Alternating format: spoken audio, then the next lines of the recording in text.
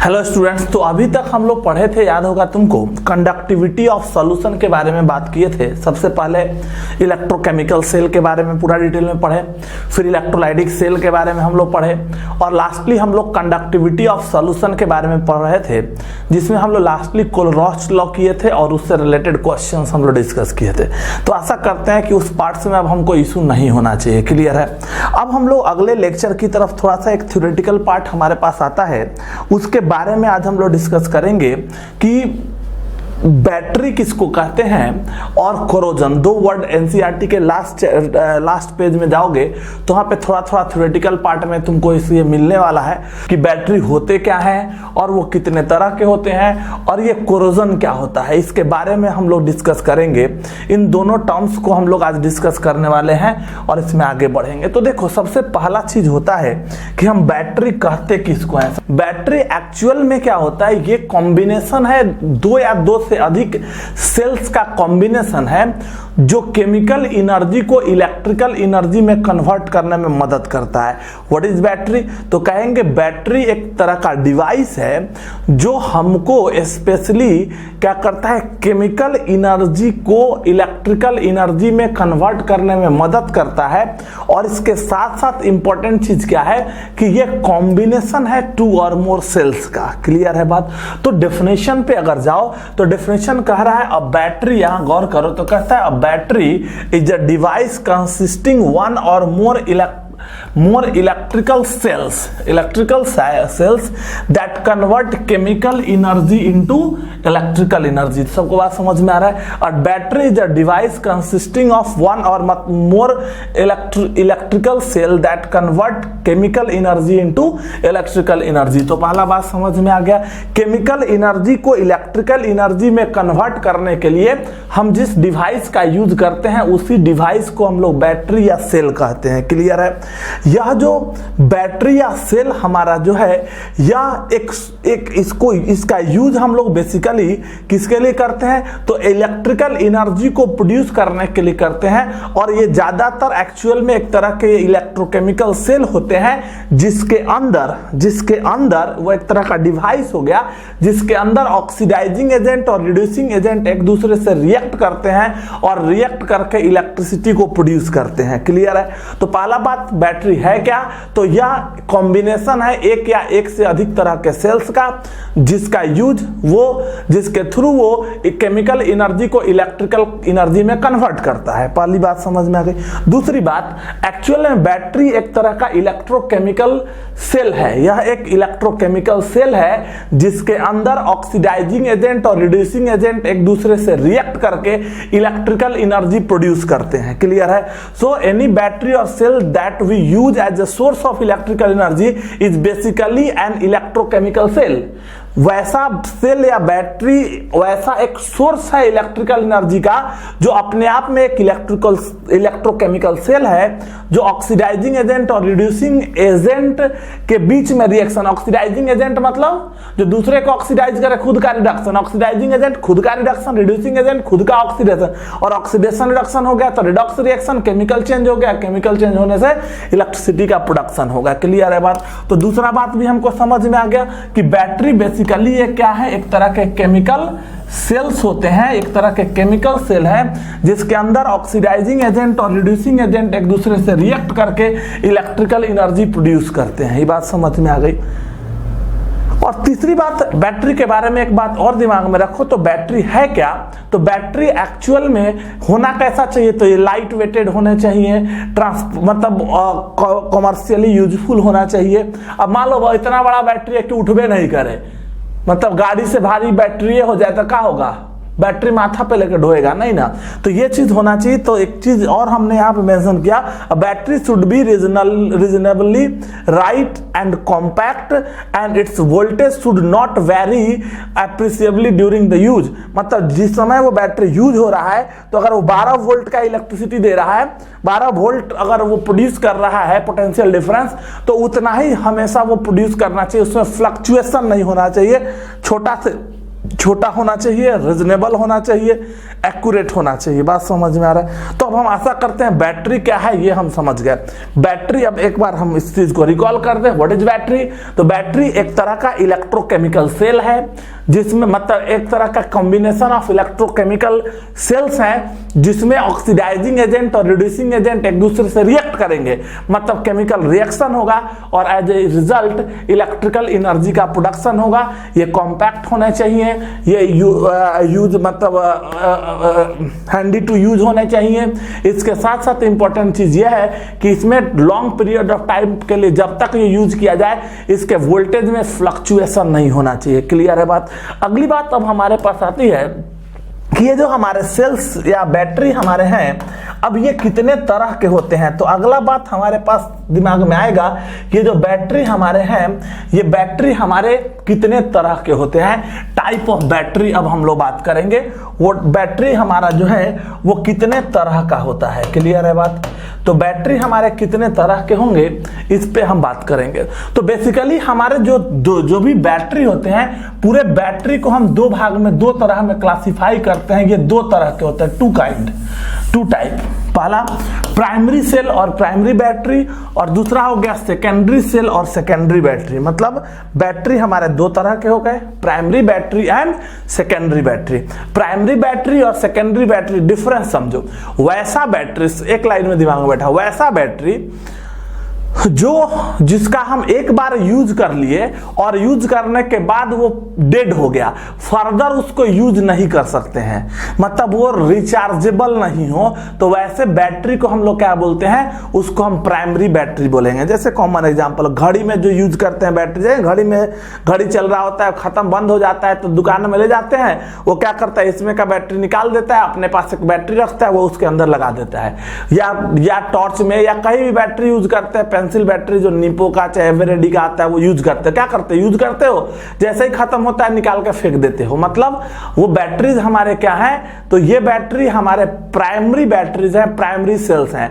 Means those battery which life cycle is only once it is used never be reused। एक बार वो discharge हो गए तो उनको फर्दर डिस्चार्ज नहीं किया जा सकता है, पर सॉरी एक बार वो डिस्चार्ज हो गए तो फर्दर उनको रिचार्ज नहीं किया जा सकता है। उनको हम कहेंगे प्राइमरी बैटरी।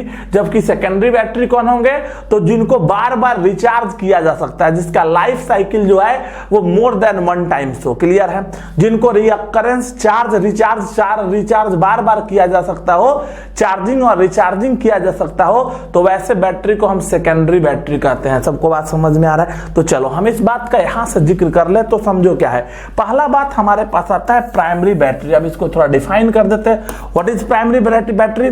तो in primary cell the reaction occurs only once and the battery then becomes dead over a period of time and cannot be used again। यही हमने बताया, एक बार जब वो यूज हो गया तो फर्दर यूज नहीं हो सकता, एक बार वो डिस्चार्ज हो गया फर्दर वो रिचार्ज नहीं हो सकता है, तो वैसे बैटरी को हम लोग क्या बोलेंगे, उसको हम प्राइमरी सेल या प्राइमरी बैटरी बोलेंगे। बात समझ में आ रहा है? और ये जो प्राइमरी बैटरीज हमारे हैं, प्राइमरी सेल्स जो हैं वो हमारे दो तरह के होंगे। कौन कौन? तो ये हमारे होंगे लेक्लेंसी सेल और मरकरी सेल। ये हमारे जो होंगे ये सेल्स हमारे दो तरह के होते हैं। मतलब primary cells and secondary cells. मतलब प्राइमरी सेल्स वो जो एक बार यूज हो गया दोबारा यूज नहीं हो सकता और पीरियड ऑफ टाइम में उनको रिकर्स करके यूज नहीं किया जा सकता है। और ये बेसिकली दो तरह के होंगे, लेक्लेंसी सेल और मरकरी सेल। लेक्लेंसी साइंटिस्ट के नाम से आया और मरकरी सेल को बटन सेल बोलते हैं। दोनों का एग्जांपल जो हम लोग घड़ी में यूज करते हैं, जो दीवार घड़ी में यूज करते हैं, निपो का जो बैटरी यूज करते हैं या एवरेडी जो हमने बोला था, तो वो जो बैटरी है वो हमारा कौन है, वो लेक्लेंसी सेल है। जबकि हाथ वाला हैंड वॉच में जो यूज करते हैं वो लोहा का जो बटन टाइप का होता है, तो उसको बटन सेल या मरकरी सेल कहते हैं। तो दो तरह का सेल हो गया तुम्हारे पास, लेक्लेंसी सेल और मरकरी सेल। इन दोनों सेल्स के बारे में हम लोग अब आगे बढ़ेंगे और समझेंगे। तो हम बात समझ में आ रहा है, बैटरी क्या हो गया वो समझ में आ गया। बैटरी कितने तरह का हो गया, तो दो तरह का, प्राइमरी और सेकेंडरी। प्राइमरी बैटरी कौन हो गया, तो उसका लाइफ स्पैन एक ही है, मतलब वो एक बार यूज हो गया तो फर्दर उसको यूज नहीं किया जा सकता। ये बात सबको समझ में है। Once it is use never be reused. Clear है बात। और ये दो तरह के होंगे लेक्लेंसी सेल, मेनली दो होंगे, लेक्लेंसी सेल एंड मरकरी सेल। ये तो समझ में आ गई बात। चलो अगली बात आती है लेक्लेंसी सेल्स हमारे कौन से सेल्स हैं वो थोड़ा सा गौर करो। तो बेसिकली ये लेक्लेंसी सेल्स हमारे जो होते हैं, ये सेल्स लेक्लेंसी नाम के साइंटिस्ट ने इसको डिस्कवर किया था। यह सेल्स तुम्हारे सामने इस फिगर में दिख रहा है, इसको तुम ऑब्जर्व करो तो देखो यहाँ क्या है। ये जो बैटरी तुम्हारे पास है, यहाँ पे अगर तुम गौर करो तो क्या है, यह जो कंटेनर है, कंटेनर तुम्हारे पास यहाँ पे, यह कंटेनर तुमको दिख रहा होगा, थोड़ा सा ऑब्जर्व कर लो।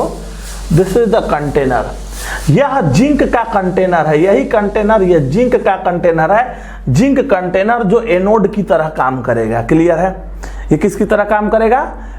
जिंक एनोड की तरह काम करेगा। क्लियर है। जबकि यहां पे अगर तुम गौर करो तो ये जो तुम्हारे पास दिख रहा है, यह जो ये तुम्हारे पास जो दिखेगा, तो ये हमारे कार्बन रॉड्स हो गए, ये कार्बन रॉड्स हो गए। क्लियर है बात। तो दो बात तुमको समझ में आ गया।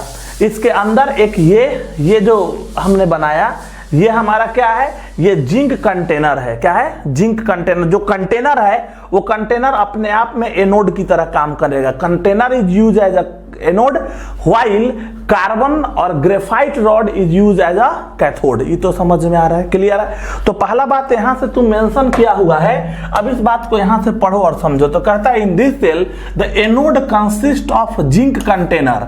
जिंक कंटेनर जो है वो जिंक कंटेनर एनोड की तरह काम करेगा। And the cathode is a graphite rod.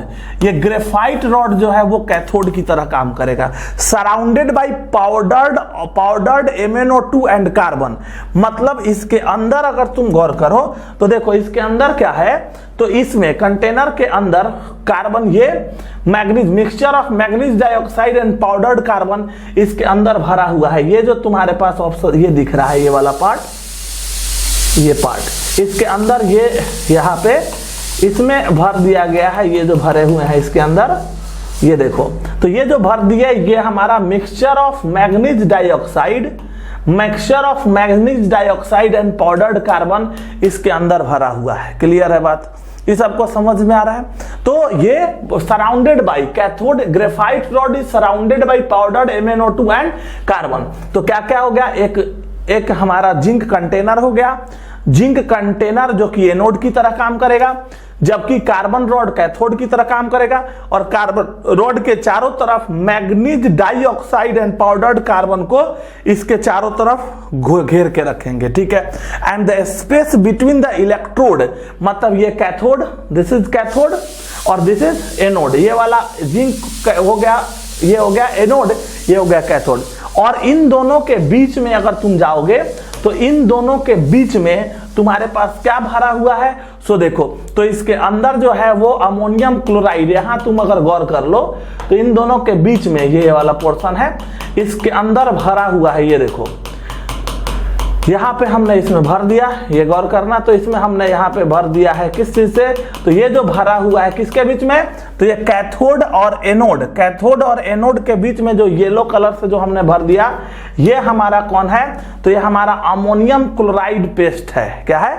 Ammonium chloride paste हो गया, जो अमोनियम क्लोराइड पेस्ट के थ्रू इसको हमने भर दिया। ये बात सबको समझ में आ रहा है। अमोनियम क्लोराइड का पेस्ट हमने भर दिया।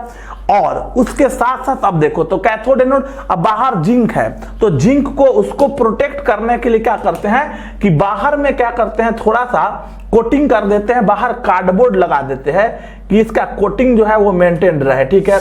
तो इसके बाहर क्या किए वो देखो, यहाँ पे इसके बाहर ये जो पोर्शन दिख रहा है इसको कार्डबोर्ड से ढक देते हैं। ये वाला जो पोर्शन तुमको दिख रहा है इसके बाहर ये जो हमने लगा दिया, ये देखो, ये सॉरी, ये यहाँ पे जो हमारे पास ये वाला पोर्शन है बाहर में जो हमने यूज किया है, तो बाहर में हमने यहाँ पे यूज कर दिया ये जो कैथोड और एनोड वाले पार्ट है। तो इसके बाहर, मतलब ये कैथोड है और एनोड जो हमने कहा था, एक बार फिर से रिकॉल कर दे, ये वाला पार्ट हमारा कौन है, तो ये वाला पार्ट हमारा एनोड था, जो हमने देखा था ये एनोड था, जिंक एनोड था। और इसके बाहर अगर तुम जाओगे तो इसके बाहर ये वाला पोर्शन है, ये कार्डबोर्ड है, कार्डबोर्ड से इसको ढके हुए हैं, इधर से कार्डबोर्ड लगा दिए इधर, और इधर पे जो ऊपर से रैपिंग किया हुआ है कार्डबोर्ड का। सेल के अंदर, अब एक बार समझ लो फिर से, इस सेल के अंदर हुआ क्या, लैक्लेंसी सेल में क्या है, कार्बन रॉड कैथोड है जिसके चारों तरफ मैग्नीज ऑक्साइड और पाउडर्ड कार्बन उसके चारों तरफ है। उसके बाद बाहर में हमारा क्या है, तो जिंक कंटेनर जो एनोड की तरह काम कर रहा है, और कैथोड और एनोड के बीच का जो जगह है उसमें अमोनियम क्लोराइड पेस्ट को, अमोनियम क्लोराइड और ZnCl2 पेस्ट को उसके अंदर भर दिया गया है। तो this is the construction of what, construction of Leclanche cell. तो व्हाट इज लैक्लेंसी सेल, ये बात अब हमको समझ में आ रहा होगा कि लैक्लेंसी सेल एक्चुअल में हमारा है क्या। तो इसमें अब हमको इशू नहीं होना चाहिए, लैक्लेंसी सेल को हम आसानी से समझ सकते हैं। क्लियर है बात? चलो अब इसका वर्किंग और कंस्ट्रक्शन, एनोड पे ऑक्सीडेशन होगा और कैथोड पे रिडक्शन होगा। तो ये कैथोड पे ऑक्सीडेशन और रिडक्शन कैथोड एनोड पे कैसे होगा, अब उस चीज की बात करें तो द इलेक्ट्रोड रिएक्शन आर, इसका जो रिएक्शन है थोड़ा कॉम्प्लिकेटेड होता है, बट इन रिएक्शंस को हम इसके फॉर्म में रिप्रेजेंट कर सकते हैं। एनोड हमारा कौन है, तो स्वाभाविक है यहाँ जो एनोड पे हम यूज कर रहे हैं वो एनोड बेसिकली कौन था, जिंक था। तो वहां Zn+2 और 2 इलेक्ट्रॉन में कन्वर्ट हुआ, इसका ऑक्सीडेशन होगा एनोड पे। जबकि कैथोड पे हमारा जो है, कैथोड में कौन था, ग्रेफाइट रॉड और उसके चारों तरफ मैग्नीज ऑक्साइड था। तो यहाँ मैग्नीज ऑक्साइड जो था वो मैग्नीज ऑक्साइड वो कन्वर्ट होगा किस में, तो मैग्नीज का -2, 2 के ऊपर कितना हो गया -4, तो यहाँ पे +4, मैग्नीज +4 में है। और यहाँ पे देखो OH-1 इधर हो गया क्या -2, -1 -2 कितना हो गया इधर +3। तो +4 से कहां गया +3, इधर पे क्या होगा इलेक्ट्रॉन ऐड हुआ, और यहां से अमोनियम क्लोराइड जो पेस्ट में अमोनियम क्लोराइड है NH4+, वो कन्वर्ट हो जाएगा किसमें, अमोनिया गैस लिबरेट करेगा और इसमें कन्वर्ट होकर इसका रिडक्शन होगा।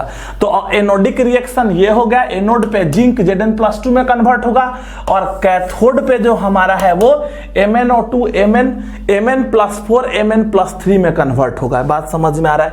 तो यहाँ पे क्या हो गया, in cathodic reaction the manganese is reduce from +4 oxidation state to +3 oxidation state. ये दिमाग में रखना है, +4 से मैग्नीज +3 ऑक्सीडेशन स्टेट में गया। और एक बात और, यहाँ पे अमोनिया अगर गैस प्रोड्यूस होगा, बुआई तो पूरा पैक है, और अगर गैस प्रोड्यूस होगा तो क्या होगा, वो फूल जाएगा और ब्रस्ट कर जाएगा। तो गैस को बचाना है, तो उस गैस को बचाने के लिए जिंक क्लोराइड को भी साथ में रखा गया, पेस्ट ऑफ अमोनियम क्लोराइड। थोड़ा सा इस फिगर में देखो, तुमको क्लियर होगा। इस फिगर में देखो तो यहाँ पे हमने एक चीज मेंशन किया, क्या कि जिंक क्लोराइड, अमोनियम क्लोराइड के साथ साथ जिंक क्लोराइड भी डाले हुए हैं। कारण क्या है, तो देखो अब यहाँ समझ में आएगा। अमोनियम क्लोराइड का अमोनिया इसके साथ रिएक्ट करके इसमें तो कन्वर्ट कर दिया, और अमोनियम क्लोराइड का अमोनियम आयन इसमें कन्वर्ट हुआ, और यहाँ प्रोड्यूस कौन हुआ, अमोनिया। अगर अमोनिया बचा रह जाएगा तब तो वो धीरे धीरे स्वेल करके ब्रस्ट कर जाएगा, जो हजार्डस है हमारे लिए। तो इसको ब्रस्ट करने से बचाने के लिए सॉल्यूशन में जिंक क्लोराइड को भी हमने अमोनियम क्लोराइड के साथ यूज किया। इससे क्या होगा कि जो जिंक यहाँ पे Zn+2 आयन सॉल्यूशन का था, वो अमोनिया जो यहाँ से प्रोड्यूस हुआ, दो इलेक्ट्रॉन है तो दो अमोनिया प्रोड्यूस होगा, 2 अमोनिया यहाँ प्रोड्यूस हुआ, इसको लेके ZnNH3 होल ट्वाइस और इधर +2 कॉम्प्लेक्स में कन्वर्ट हो जाएगा। ये जो हमारा है ये कन्वर्ट हो जाएगा किसमें, कॉम्प्लेक्स में कन्वर्ट हो जाएगा, +2 ये कॉम्प्लेक्स में कन्वर्ट होगा। तो अमोनिया जो है वो सॉल्यूशन में बच ही नहीं पाएगा, इस कारण से ब्रस्ट होने का चांस नहीं होगा। तो ये बात समझ में आ गया। सो अमोनिया क्वेश्चन में पूछा जाता है कि जो अमोनिया प्रोड्यूस हुआ उसका क्या हुआ, तो जो पेस्ट हमने इलेक्ट्रोड के बीच में भरा है उसका जो जिंक आयन है वो अमोनिया को कैच करके वो कॉम्प्लेक्स में कन्वर्ट कर देता है उसको। क्लियर है, ये बात सबको समझ में आ गया। तो कैथोडिक रिएक्शन याद रहेगा, एनोडिक रिएक्शन याद रहेगा।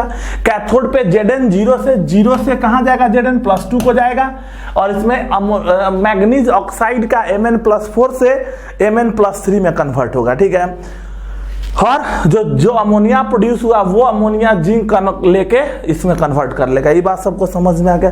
एक बात और, ये जो सेल है ड्राई सेल्स इनको बोलते हैं, ये जो लैक्लेंसी सेल है इसका कोई लाइफ नहीं होगा। क्यों लाइफ नहीं होगा वो देखो। तो यहाँ पे जो अमोनिया पेस्ट जो तुम डाले हुए अगर बिना यूज के भी छोड़ देते हो, हम लोग को जनरली बताया जाता है, तुम लोग यूज घर पे बताया जाता है, अगर कोई डिवाइस में हम बैटरी नहीं यूज कर रहे हैं तो बैटरी को निकाल के बाहर रख देना चाहिए, उसके अंदर नहीं छोड़ना चाहिए। क्यों?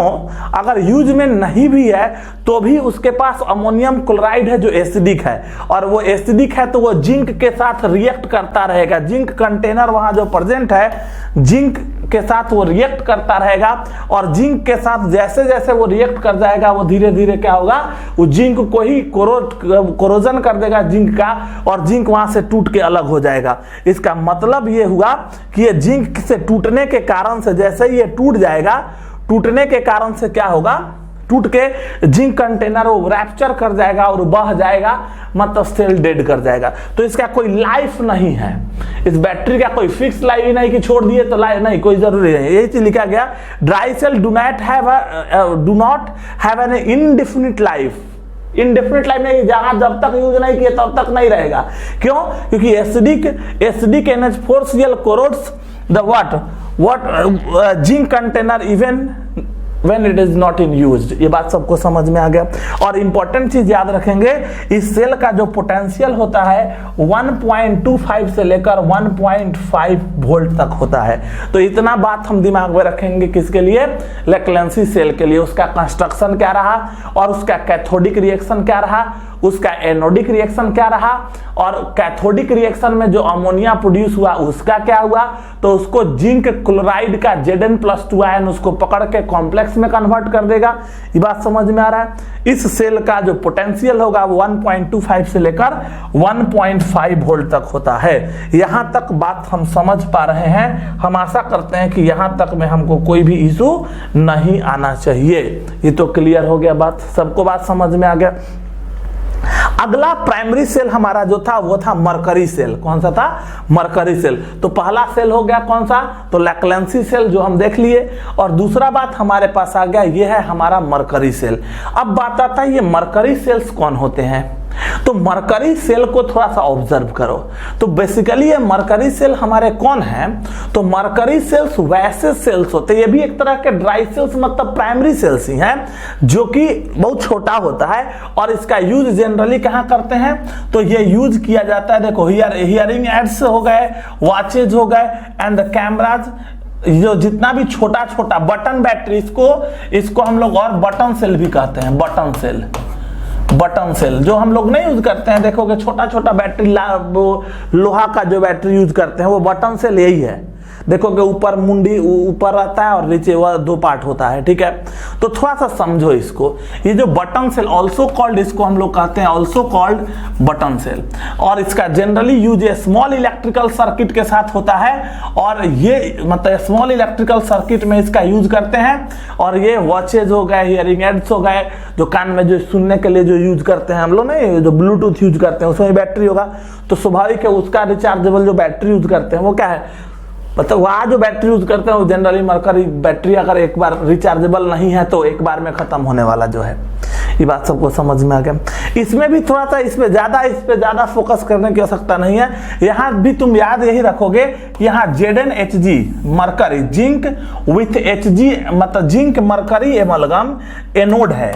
यहाँ एनोड हमारा कौन होगा, तो यहाँ एनोड हमारा जिंक Hg जिंक और मरकरी एमलगम हमारा जो होगा वो एज एनोड होगा। और जबकि पेस्ट ऑफ ये कैथोड हमारा कौन होगा, तो paste of mercuric oxide and carbon, paste of mercuric oxide and carbon is acting as a cathode, ठीक है। और यहाँ पे जो सॉल्यूशन इलेक्ट्रोलाइट यूज किया जाएगा वो इलेक्ट्रोलाइट कौन होगा, वो paste of sodium hydroxide and zinc oxide होगा। क्लियर है। तो देखो ये इसमें अगर हम जाएंगे तो यहाँ पे ये कैथोड हो गया, ये जो दिखा रहा है ऊपर वाला पार्ट जो है ये एनोड है, ऊपर वाला पार्ट ये मतलब पूरा बैटरी को लोहा से कवर्ड है, उसमें 3 पार्ट हो गया, ठीक है। एक ये जो रेड से दिखाया जा रहा है तुमको, ये जो रेड से दिखा दिए, ये हमारा कौन है, ये एनोड है, ये हमारा एनोड है, दिस इज एनोड, ये एनोड है। और एनोड का मतलब क्या हुआ, ये वाला जो पार्ट है किसका बना हुआ है, रेड वाला जो पार्ट तुमको रिप्रेजेंट किया जा रहा है, तो ये बना हुआ है तुम्हारे पास किसका, जिंक एमलगम का। इसमें जिंक एमलगम डाला हुआ है, ये जिंक एमलगम का बना हुआ है। और ये वाला जो पोर्शन है, कौन सा, ये वाला जो पोर्शन है ब्लू वाला जो रिप्रेजेंट किया जा रहा है, ये हमारा कौन है, ये हमारा कैथोड है। और ये कैथोड का मतलब क्या हो गया, तो कैथोड जो यूज कर रहा है ये हमारा कौन है, तो इसमें जिंक ऑक्साइड और कार्बन का पेस्ट है, ये paste of what, zinc oxide and carbon, clear है। और यहाँ इन दोनों को अलग करने के लिए एक सेपरेटर, येलो वाला जो देख रहे हैं वो सेपरेट कर रहा है, क्लियर है। और ये जो बॉक्स है पीतल जो भी स्टील का, वो सेल केन हो गया, जिस केन में उसको डाले हुए हैं, this is called cell can. ये बात समझ में आ रहा है। So this is our what, button cell और मरकरी सेल। रेड वाला पार्ट जो बटन, इतना बड़ा बटन है, सबसे ऊपर एनोड होगा, जिंक ऑक्साइड जिसमें जिंक होगा, मतलब जिंक मरकरी अमलगम होगा, वो बीच में सेपरेटर होगा जिसको सेपरेट करेगा दोनों को, और नीचे कैथोड होगा, कैथोड में हमारा zinc oxide, mercury oxide and carbon paste होंगे। ये तो समझ में आ गया। इसके भी थोड़ा कैथोडिक और एनोडिक रिएक्शन की तरफ मूव कर लो, तो इसका कैथोडिक एनोडिक रिएक्शन क्या होगा वो देखो। तो इसका कैथोडिक रिएक्शन जो होगा जिंक एमलगम, एनोड पे, एनोड हमारा जिंक एमलगम है ये, और इलेक्ट्रोलाइट सॉल्यूशन, इलेक्ट्रोलाइटिक सॉल्यूशन में कौन है, KOH। यहाँ जो इलेक्ट्रोलाइट है, इलेक्ट्रोलाइट में हमने क्या यूज किया था, KOH और Zn, जिंक ऑक्साइड। यहाँ पे हमने जिंक ऑक्साइड यूज किया था, ये इलेक्ट्रोलाइट सॉल्यूशन में होगा। देखो यहाँ पे तुमको बता दें, जो हमने यहाँ पे यूज किया था क्या क्या है, anode zinc amalgam, cathode zinc oxide, mercuric oxide and carbon का पेस्ट, और इलेक्ट्रोलाइट जो है वो कौन है, paste of, electrolyte is paste of KOH and zinc oxide. तो ये दो कैथोड एनोड, और यहाँ जो इलेक्ट्रोलाइट हो गया, इलेक्ट्रोलाइट हमारा कौन है, इलेक्ट्रोलाइट है KOH एंड जिंक ऑक्साइड। तो कहता है एनोड पे क्या होगा, जिंक एमलगम, यहाँ इलेक्ट्रोलाइट का OH माइनस को एक्सेप्ट करके ये कन्वर्ट हो जाएगा जिंक ऑक्साइड में +2, और 2 इलेक्ट्रॉन यहाँ से ये छोड़ा, सर्किट कंप्लीट होना चाहिए। और यहाँ पे कैथोडिक रिएक्शन, कैथोड कौन था, जिंक ऑक्साइड विथ कार्बन, तो कार्बन रॉड के साथ है, तो जिंक ऑक्साइड जो है यहाँ पे जिंक हमारे -2 +2, जिंक +2 चार्ज में है, जिंक कर रहे हैं सॉरी मरकरी, मर्क्यूरिक ऑक्साइड यहाँ से किस में गया, 0 में गया। तो ओवरऑल रिएक्शन क्या हो गया, zinc amalgam plus HgO is equal to ZnO plus Hg liquid. ये ओवरऑल रिएक्शन होगा, 2 इलेक्ट्रॉन का एक्सचेंज हो रहा है। तो कैथोडिक रिएक्शन और एनोडिक रिएक्शन इसका भी हमारा क्लियर हो गया, जो हमको समझने की आवश्यकता है, क्लियर है। यहाँ पे इस बात को समझो, since the overall cell reaction does not involve any ion in solution whose concentration can change, the cell shows a constancy in potential throughout its life। जब तक ये जिंदा, यहाँ कोई आयन का इन्वॉल्वमेंट नहीं हो रहा है, जस्ट एक्सचेंज हो रहा है, जो इलेक्ट्रॉन्स का इलेक्ट्रॉनिक एक्सचेंज है, सो इसका जो पोटेंशियल है वो कॉन्स्टेंटली थ्रू आउट, जब तक इसका लाइफ है तब तक इसका पोटेंशियल कांस्टेंट रहेगा, ठीक है। और इसका जो पोटेंशियल है अप्रोक्सीमेटली 1.35 वोल्ट है, उसका 1.25 से लेके 1.5 वोल्ट था लेक्लेंसी का, और इसका 1.35 वोल्ट होगा। ये बात समझ में आया। तो 2 सेल हमारा समझ में आ गया। प्राइमरी सेल क्या हुआ वो समझ में आ गया। प्राइमरी सेल वैसे सेल्स होंगे जो एक बार यूज हो गए, दोबारा यूज नहीं होंगे, जिसमें मरकरी, ये जो हमारा हो गया मरकरी सेल, जिसको बटन सेल बोले, एक बार यूज किए दोबारा खत्म हो जाएगा। लेक्लेंसी सेल यूज कर लिए खत्म हो गया। तो ये दोनों सेल्स क्या हो गए, ये तो बात हमको बड़ा अच्छे से समझ में आ गया, ये बात क्लियर हो गया। चलो अब बात हमारे पास आता है किसका, सेकेंडरी सेल का। सेकेंडरी सेल हम किसको कहते हैं, प्राइमरी सेल क्लियर है, अब आजा सेकेंडरी सेल। सेकेंडरी सेल हम कहेंगे किसको, तो बात बराबर है। सेकेंडरी सेल्स वैसे सेल्स होंगे, बेसिकली ये हमारे सेकेंडरी सेल्स हैं, तो सेकेंडरी सेल्स वैसे सेल्स होंगे, नाम ही बता रहा सेकेंडरी, तो हम बताए थे जो रिचार्जेबल हो, सिंपल याद रखेगा, rechargeable batteries are called secondary cells, ऐसे भी एक लाइन में याद रख सकता है। मतलब वैसा बैटरी जिसको बार बार रिचार्ज करके यूज किया जा सकता हो, तो उसको सेकेंडरी सेल या सेकेंडरी बैटरी बोलेंगे। तो डिफाइन कर दो, these are the battery that can be recharge after use by passing current through the electrodes in the opposite direction. याद होगा इलेक्ट्रोकेमिकल सेल में हमने बताया था करंट ऑलवेज इलेक्ट्रॉन एनोड से कैथोड की तरफ और करंट कैथोड से एनोड की तरफ। अब उल्टा डायरेक्शन में करंट पास कर देंगे तो डिस्चार्ज जो बैटरी है वो रिचार्ज होगा। तो वही कहता है ये वैसे बैटरीज होते हैं, they can be recharge after use by passing current through the electrode in the opposite direction, that is from the negative terminal to positive terminal. Positive terminal से नेगेटिव टर्मिनल की तरफ जब जाएगा तो वो डिस्चार्जिंग का केस होगा, और नेगेटिव टू पॉजिटिव अगर हम डालेंगे तो डेफिनेटली वो हमारा क्या होगा, वो हमारा जो होगा रिचार्जिंग का केस होगा। तो उतना नहीं समझ के सिंपल याद रखेंगे, वैसा बैटरी जिसको रिचार्ज किया जा सकता हो, मतलब इसको ऐसे भी कह सकते हैं, those kind of battery that can B recharged that can be recharged again and again during its lifespan,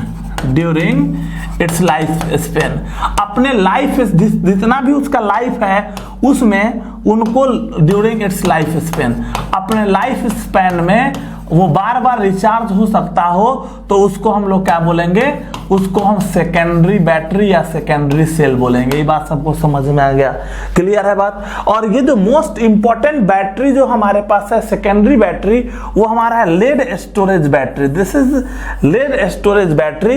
ये जो फिगर तुमको दिख रहा है ये लेड स्टोरेज बैटरी का है। This is lead storage battery, this is lead storage battery जो फिगर में हम दिखा रहे हैं। सबसे कॉमन एग्जांपल इसका जो है वो लेड स्टोरेज बैटरी है, जो जनरली हम लोग यूज करते हैं कहाँ पे, जो ऑटोमोबाइल्स में, जो कार में, इन्वर्टर में जो हम यूज करते हैं बैटरी, ये सब generally lead storage batteries use क्या करते हैं हम लोग, और ये हमारे सेकेंडरी सेल्स हैं। ये बात समझ में आ रहा है। तो सेकेंडरी सेल कौन हो गया, तो जिसमें बार बार उसको डिस्चार्ज हो, फिर रिचार्ज करके फिर फ्रूटफुल यूजफुल का बना सकते हैं उसको, तो वैसे बैटरी को हम क्या बोलेंगे, सेकेंडरी सेल या सेकेंडरी बैटरी बोलेंगे। क्लियर है बात। अब देखो ये जो सेकेंडरी बैटरी है, इनको अगर हम देखेंगे तो बेसिकली सेकेंडरी बैटरी में क्या होगा वो देखो। तो यहां पे भी it consist of lead anode and a grid of lead packed with lead oxide as cathode. थोड़ा सा इस फिगर में देखो, इस फिगर में तुम अगर जाओ और समझो तो ये जो तुमको दिख रहा है ये लेड है, ये जो हमने यूज किया है, ये वाला पार्ट जो हमारे पास है, यहां से जो हम यूज कर रहे हैं ये वाला पार्ट, जितना भी ये वाला पार्ट हम यूज कर रहे होंगे, थोड़ा सा हम समझा देते हैं तुमको। ये हमारा जो हो गया ये लेड हो गए, ये हमारे कौन है, लेड है, ये लेड है। और जो लेड हम यूज कर रहे हैं पीबी, ये पीबी जो यूज किया जा रहा है यहाँ पे, जो हमारा पीबी है लेड पीबी, ये हमारा क्या है, तो डेफिनेटली ये जो लेड यूज किया गया है हमारे पास, यह लेड हमारे कौन होंगे, तो ये हमारे हैं कौन से, तो लेड यहाँ पे क्या दिख रहा है, एनोड। ये लेड हमारा जो है वो एनोड की तरह काम करेगा। This lead is anode. समझ में आ रही बात। जबकि हमारे पास होगा lead anode and the grid of lead packed with lead oxide. इसके अंदर एक ग्रिड ऑफ, ये भी लेड के जो ग्रिड्स हैं, और ग्रिड्स जो तुम्हारे पास दिख रहे हैं इसमें अगर तुम देखोगे तो ये पैक्ड विथ, इसके अंदर जो भरा गया है, देखो इसके अंदर जो भर दिए हैं, ऐसे दिखा देते हैं तुमको, इसके अंदर जो भरा हुआ है पूरे अंदर है, पैक्ड है, इसके अंदर लेड ऑक्साइड भरा गया है। तो ये लेड ऑक्साइड के साथ जो हो गया, ये हमारा कौन हो गया, ये हमारा कैथोड हो गया। तो ये हमारा एनोड की तरह काम करेगा और ये कैथोड होगा, और इसमें डाइल्यूट इलेक्ट्रोलाइट के रूप में, यहाँ इलेक्ट्रोलाइट के रूप में डाइल्यूट H2SO4 मतलब 38% H2SO4 बाई ये वेट। ये हमारा जो होगा, ये हमारा क्या होगा, ये हमारा इलेक्ट्रोलाइट होगा। तो बात समझ में आ गई, समझ में आ गई बात क्या? ये तीनों याद रखोगे। लैक्लेंसी सेल में कैथोड कौन था? कार्बन रॉड कैथोड था, जिंक कंटेनर जो था वो एनोड था। दूसरा आया हमारा कौन सा? बटन सेल, उसमें जिंक एमलगम हमारा एनोड था और मर्क्यूरिक ऑक्साइड जो हमारा था विथ कार्बन पेस्ट वो हमारा जो था वो कैथोड था। यहां क्या हो गया? तो यहां पे लेड जो हो गया वो लेड एनोड हो गया और lead grid with lead oxide जो था वो हमारा कैथोड था। और यहाँ पे जो इलेक्ट्रोलाइट है वो 38% H2SO4 सॉल्यूशन है। ये बात सबको समझ में आ गया। 38% बाई वेट जो है वो हमारा H2SO4 सल्फ्यूरिक एसिड, ये हमारा जो हो गया वो हमारा क्या हो गया? तो वो हमारा काम करेगा इलेक्ट्रोलाइट की तरह। तो ये बात सबको समझ में आ रहा है। अब यहाँ के रिएक्शन को थोड़ा सा ऑब्जर्व कर लो और तुम समझो। तो यहाँ क्या होगा वो देखो। When the cell discharges, cell discharge कर गया, it appears as a voltaic cell. The lead in oxidized to Pb+2 and lead plate acquire a negative charge। ठीक है, लेड प्लेट जैसे याद होगा वोल्टेइक सेल की तरह जब काम होगा, जब भी डिस्चार्ज हो रहा होगा। सेल डिस्चार्ज का मतलब सेल काम कर रहा है, जिस समय ये काम करेगा तो क्या होगा? तो याद है ना इलेक्ट्रोलाइटिक सेल, इसमें कुछ खास नहीं बोल रहे बेटा, तुम खुद समझेगा। ये कैथोड एनोड था ना, तो यहाँ पे जब भी ये हाफ कंपार्टमेंट में जैसे ही, तो ये जब लेड कन्वर्ट होगा Pb+2 2 इलेक्ट्रॉन, तो वो इलेक्ट्रॉन आके इस पे डिपोजिट होगा, इस पे निगेटिव चार्ज बढ़ना शुरू होगा। और जब निगेटिव चार्ज बढ़ना शुरू होगा, इसका मतलब वही चीज यहाँ लिखा गया है। यहाँ पे बात तुमको वही मेंशन किया जा रहा है क्या, कि जब डिस्चार्ज हो रहा होगा मतलब सेल जिस समय काम कर रहा होगा उस समय एनोडिक रिएक्शन जो हमारा होगा, एनोडिक रिएक्शन क्या होगा? तो एनोडिक रिएक्शन जो हमारे पास होने वाला है, एनोड पे जो रिएक्शन होगा उसमें लेड जो है वो जीरो से कहाँ जाएगा? +2 में जाएगा, 2 इलेक्ट्रॉन ऑक्सीडेशन होगा। जबकि तो ये Pb+2 ion combines with sulphate ion of solution to form insoluble lead sulphate. PbSO4 में कन्वर्ट होगा when begins to coat lead electrode, मतलब लेड इलेक्ट्रोड के ऊपर ये लेड आयन लेड आयन, जैसे लेड आयन में कन्वर्ट हुआ और lead ion sulphate electrolytic solution का सल्फेट आयन से कंबाइन करके लेड सल्फेट के रूप में कन्वर्ट होके और लेड वाला जो है जो हमारा एनोड है उसके ऊपर जाके लेड सल्फेट के फॉर्म में ये डिपोजिट हो गया। क्लियर है? जाकर डिपोजिट हो जाएगा। ठीक है। The electron given by lead are use as a cathode, use at cathode electrode, मतलब ये वहां से उठ के अब लेड ऑक्साइड के पास चला जाएगा और वहां पे वो लेड ऑक्साइड के पास रिडक्शन होगा। तो क्या समझे? तो कैथोड और एनोड वाला जो कहानी हुआ वो यहाँ पे हुआ क्या वो समझो। तो यहाँ पे एनोड पे लेड +2 में कन्वर्ट हुआ, 2 इलेक्ट्रॉन छोड़ा और जो Pb+2 सॉल्यूशन में आया वो इलेक्ट्रोलाइटिक सॉल्यूशन के H2SO4 के सल्फेट आयन से कंबाइन करके लेड सल्फेट में कन्वर्ट होकर प्रिसिपिटेट कर गया। समझ में आ रही बात? और जो इलेक्ट्रॉन यहां से निकला वो अब कहां जाएगा? कैथोड को, और कैथोड उस इलेक्ट्रॉन को लेगा। कैथोड पे कौन है? Pb+2 लेड ऑक्साइड उस इलेक्ट्रॉन को अब गेन करने वाला है। तो देखो क्या होगा। तो लेड ऑक्साइड उस इलेक्ट्रॉन को गेन करेगा एसिडिक मीडियम, क्योंकि इलेक्ट्रोलाइट है, इलेक्ट्रोलाइट H2SO4 है तो H+ आयन प्लस SO4-2, तो SO4-2 कौन लिया? एनोड पे गया और कैथोड पे हमारा H+ आयन गया और ये लेके फिर से ये Pb+2 में कन्वर्ट हुआ।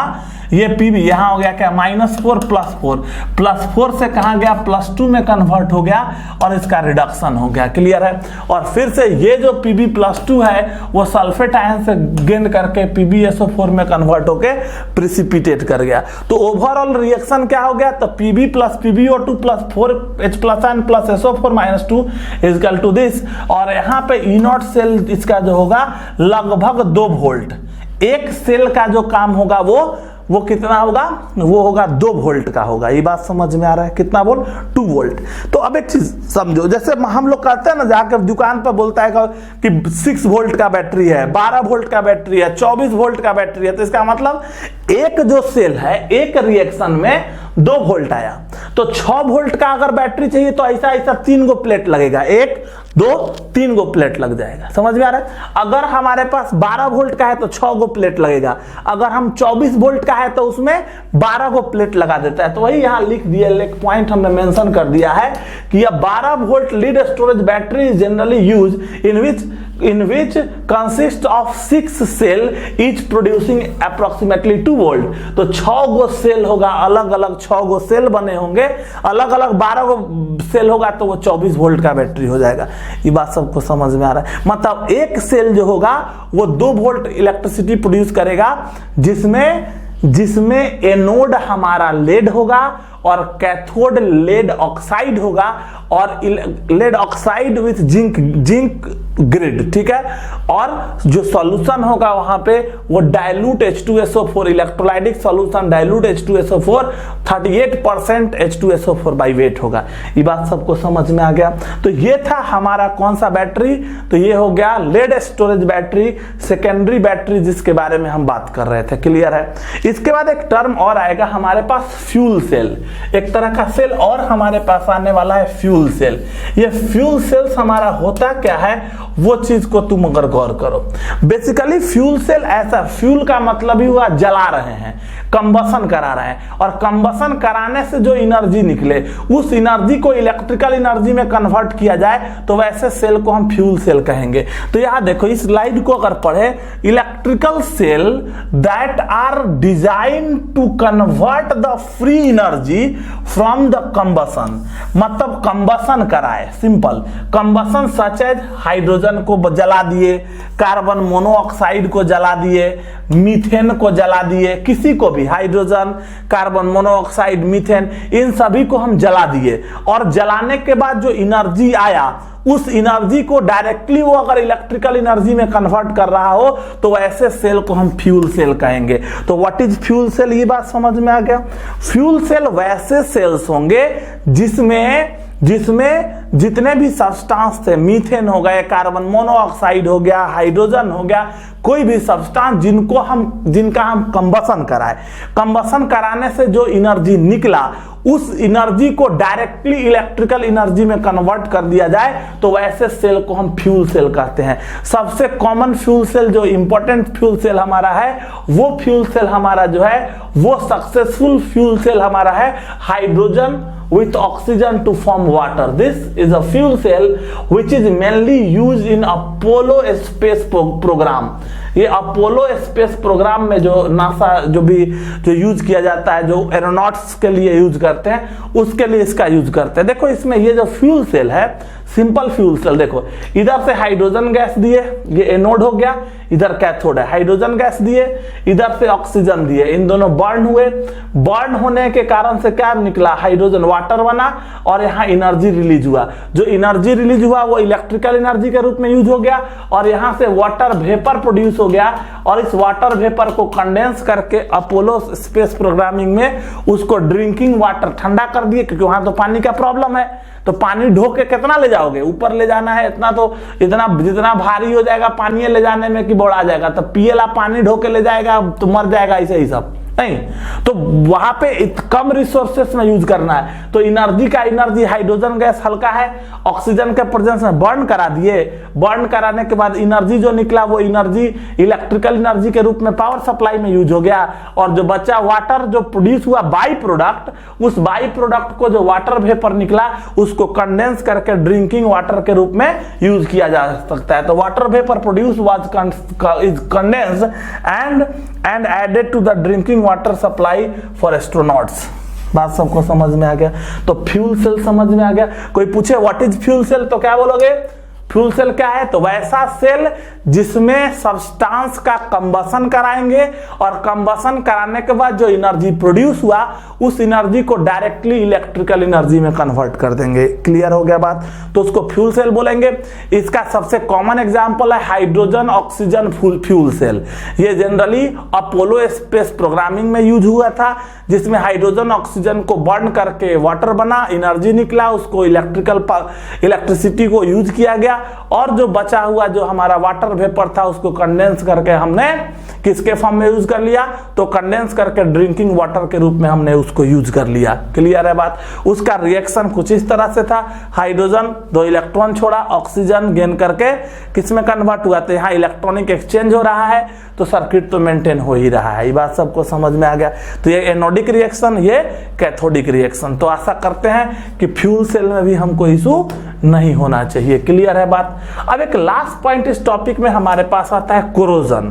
कोरोजन मतलब होता है जंग लगना, सुनना ना, जंग लगना। तो जंग लगना भी एक तरह का इलेक्ट्रोकेमिकल फिनोमेना है। यह एक कोरोजन जो है एक तरह का इलेक्ट्रोकेमिकल फिनोमेना होता है।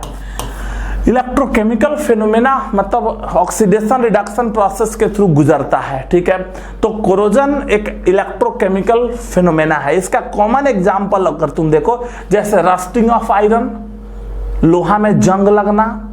उसके अलावा तुम देखेगा तो हमारा टार्निशिंग ऑफ सिल्वर, देखेगा सिल्वर का कोई भी चीज तुम खरीद ले, जैसे हाथ का ही कड़ा ले ले चाहे कुछ भी, तो लॉन्ग टाइम के लिए रख दे, मूर्ति घर में रहता है तो धीरे धीरे देखो काला टाइप का हो जाता है, तो that is tarnishing of silver. Development of green coating on copper, copper wire को ज्यादा दिन तक छोड़ दो तो देखो कॉपर वायर पे ग्रीन कलर का उसके ऊपर कोटिंग आ जाता है। उसके बाद ब्रोंज, ये सारे के सारे ये जो है कॉपर एंड ब्रोंज, ये सब जो तुमको दिख रहा है, मतलब पहला क्या हो गया? Rusting of iron, tarnishing of silver, development of green colour, green coating on copper and bronze.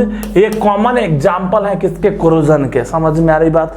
ये कंप्लीट थ्योरेटिकल पार्ट है, इसका हम फिर भी तुमको समझा दिए हैं। इतना दिमाग में रखोगे तो तुमको अलग से कुछ जानने का जरूरत नहीं है। क्लियर है बात? तो देखो, अब स्वाभाविक है घर में तो लोहा का तुम घर यूज कर रहे हो, लोहा का देखते हो आजकल पुल बनता है तो क्या हो गया? वो सारा पुल किसका बनता है? लोहा का।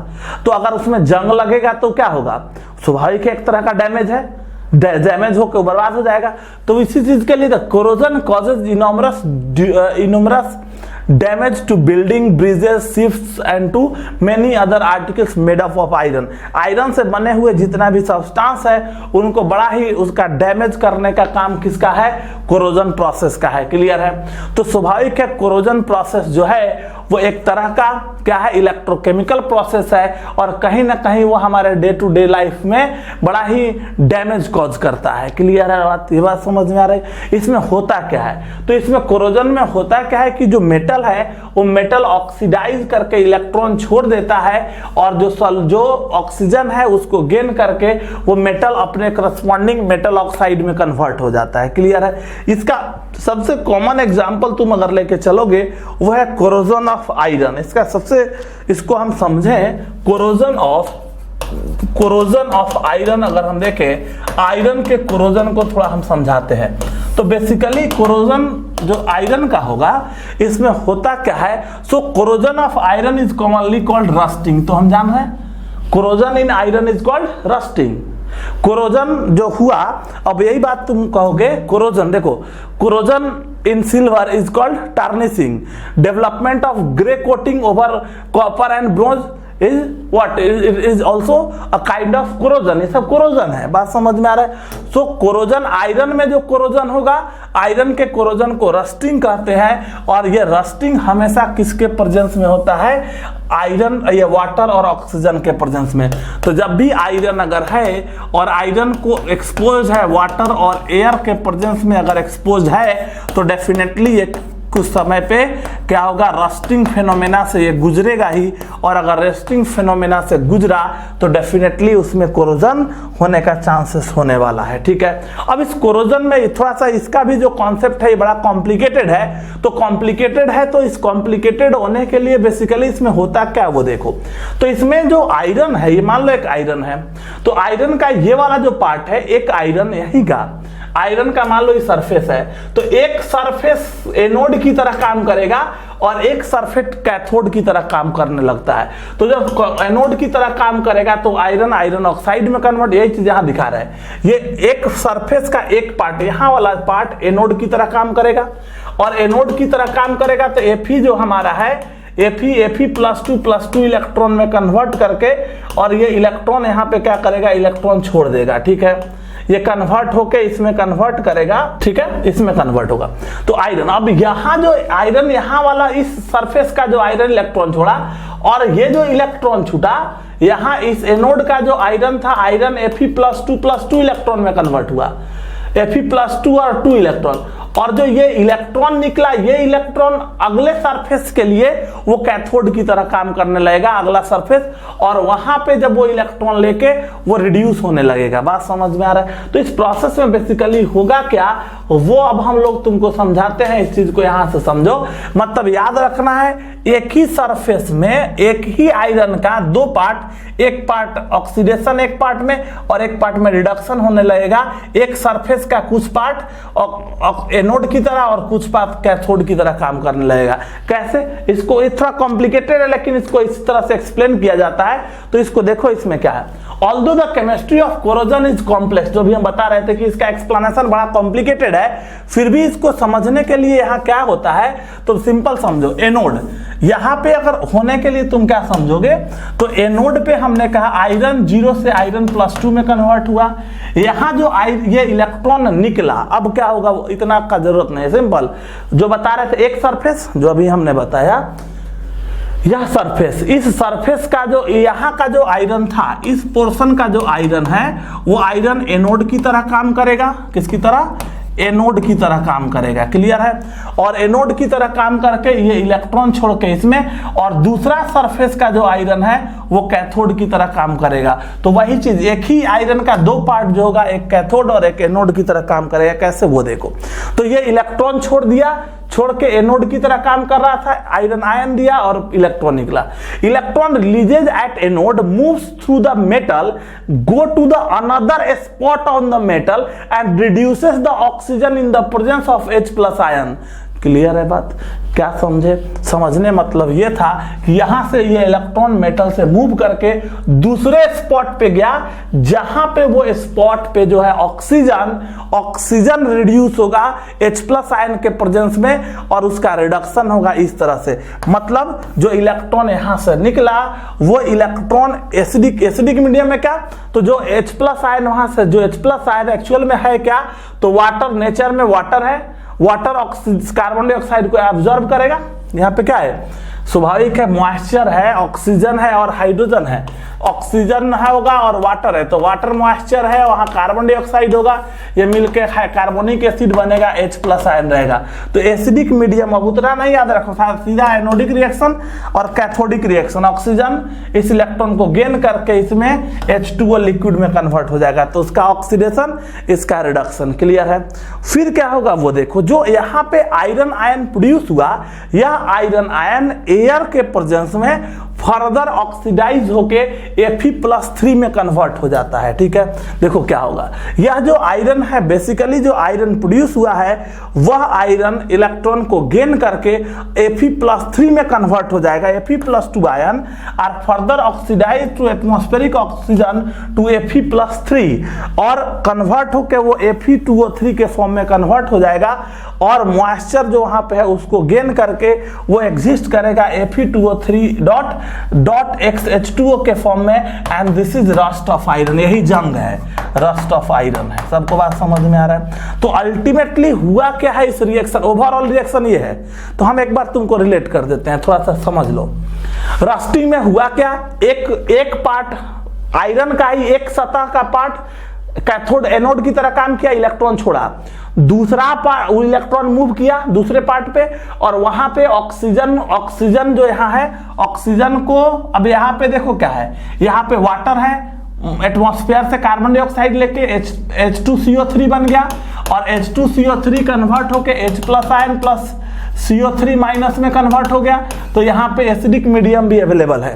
तो यहाँ पे ऑक्सीजन, इस जो इलेक्ट्रॉन आया इधर से, वह इलेक्ट्रॉन ऑक्सीजन और एसिडिक मीडियम में उस इलेक्ट्रॉन को लेके वाटर में कन्वर्ट हो गया, और यहाँ पे ये रिएक्शन हुआ है और इस कैथोडिक पार्ट पे ये रिएक्शन हुआ है। दो रिएक्शन हुआ, और दोनों रिएक्शन का जो ओवरऑल रिएक्शन जो यहाँ पे देखे, यहाँ पे एनोड पे ये रिएक्शन, कैथोड पे जो इलेक्ट्रॉन यहां से आया वो ऑक्सीजन लेके उसका रिडक्शन हो गया, और ओवरऑल रिएक्शन जो यहां हो गया, यहां का ओवरऑल रिएक्शन ये हो गया। और जब फिर ये जो बन गया Fe2O3 एटमॉस्फेरिक ऑक्सीजन से ये कंबाइन करके ये कन्वर्ट हो गया Fe2O3 में, और ये हाइग्रोस्कोपिक है, ये वाटर को ऑब्जर्व करके किसमें कन्वर्ट हो गया, Fe2O3.XH2O में कन्वर्ट हो गया, और यही रस्ट ऑफ आयरन है। सबको बात समझ में आ गया? This is rust of iron, यही हमारा रस्ट ऑफ आयरन है जो जंग लगा। क्लियर है बात? ये बात समझ में आ गया? तो rusting of iron is a kind of corrosion, जो बात समझ में आ गया। अब एक सबसे लास्ट पॉइंट हो गया प्रिवेंशन फ्रॉम कोरोजन। कोरोजन से रोका कैसे जाएगा? तो स्वाभाविक है जो मेटल का सरफेस एयर और वाटर में एक्सपोज है उसको एक्सपोजर से बचा देंगे, उसका एक्सपोजर काट देंगे। एयर और ऑक्सीजन के एयर से और वाटर से अगर एक्सपोजर कट गया तो डेफिनेटली एक्सपोजर कट जाएगा तो उसकी रिएक्टिविटी कम हो जाएगी और वो स्टेबिलिटी हो जाएगा। उसका मतलब प्रिवेंशन फ्रॉम कोरोजन। तो corrosion of metal is prevented by applying protective coating such as grease, paint or metal coating on its metallic surface. इस सरफेस के ऊपर हम पेंट कर दें, देखते हो घर में पेंट किया जाता है काहे, तो पेंट का मतलब क्या हुआ, इनर्ट ऊपर पे इनर्ट लेयर लगा दिए जो एयर के ऑक्सीजन और मॉइस्चर को इससे कांटेक्ट करने नहीं दे, या इसके ऊपर मेटल का कवरिंग कर दे। तो ये जो आयरन की बात करोगे तो आयरन में जो ये कोटिंग होता है, कोटिंग दो तरह से किया जाता है, दो प्रोसेस, एक है इलेक्ट्रोलाइटिक प्रोसेस और एक है dipping objects into molten metal. ठीक है, दो तरह से करते हैं, या तो इलेक्ट्रोलाइसिस प्रोसेस के थ्रू, तो इलेक्ट्रोलाइसिस प्रोसेस के थ्रू आयरन के ऊपर क्रोमियम, निकेल, कैडमियम का कोटिंग कर देते हैं, या dipping of iron objects into molten metal उस पे कर देंगे, जिंक या टिन के साथ कोटिंग कर देंगे। और कोटिंग करने से क्या होगा कि उसका प्रोटेक्शन हो जाएगा, एयर के साथ एक्सपोजर खत्म हो जाएगा, और खत्म हो जाएगा तो डेफिनेटली उसका जो हो गया उसका लाइफ बढ़ जाएगा, कोरोजन नहीं होगा, रस्टिंग नहीं होगा।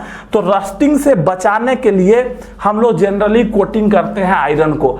आयरन के ऊपर जब जिंक से कोटिंग करते हैं, याद रखें कि लास्ट पॉइंट है कि यहाँ पे है, अगर आयरन से बचाने के लिए हम लोग जिंक का जब कोटिंग करते हैं तो जिंक से आयरन के कोटिंग के प्रोसेस को, इस प्रोसेस को हम लोग गैल्वेनाइजेशन बोलते हैं। What is galvanization? तो galvanization is the use of zinc coat over carbon is called galvanization process. तो गैल्वेनाइजेशन प्रोसेस के थ्रू जिंक का कोटिंग आयरन के ऊपर चढ़ा के हम आयरन को कोरोजन होने से बचा सकते हैं। क्लियर है? तो आयरन को बचाने के लिए बेसिकली दो प्रोसेस, तो या तो मोल्टेन मेटल में उसको डिप कर दें या उसको इलेक्ट्रोलाइसिस प्रोसेस से गुजार दें, तो कोरोजन से वो बच जाएगा मेटल, और कोरोजन से बच जाएगा तो उसका जो लाइफ है वो बढ़ जाएगा। बात समझ में आ गया? क्लियर है बात? तो हम यहां तक ये समझने में कामयाब रहे कि बैटरी क्या होता है, बैटरी कितने तरह का होता है, इन बैटरीज का क्या एग्जाम्पल है, कोरोजन क्या है, और कोरोजन से हम कैसे मेटल को बचा सकते हैं। ये बात सबको समझ में आ गया? तो ये कुछ थ्योरेटिकल पार्ट था जिसके बारे में हम डिस्कस कर रहे थे। तो हम आशा करते हैं कि इतने बातों को तुम आसानी से अब समझ सकते हो, इसके कंटेंट्स में अब तुमको दिक्कत नहीं होना चाहिए, इन सारी बातों को तुम आसानी से समझ सकते हो। क्लियर है बात? क्लियर है? तो चलो यहाँ पे हमारा इलेक्ट्रोकेमिस्ट्री चैप्टर जो है वो फिनिश होता है। अब अगले लेक्चर में हम लोग आएंगे तो अगले चैप्टर की तरफ मूव करेंगे और फिर वहां से आगे बढ़ेंगे। क्लियर है? तो इस वीडियो को हम लोग यहीं पे फिनिश करते हैं। Thank you very much.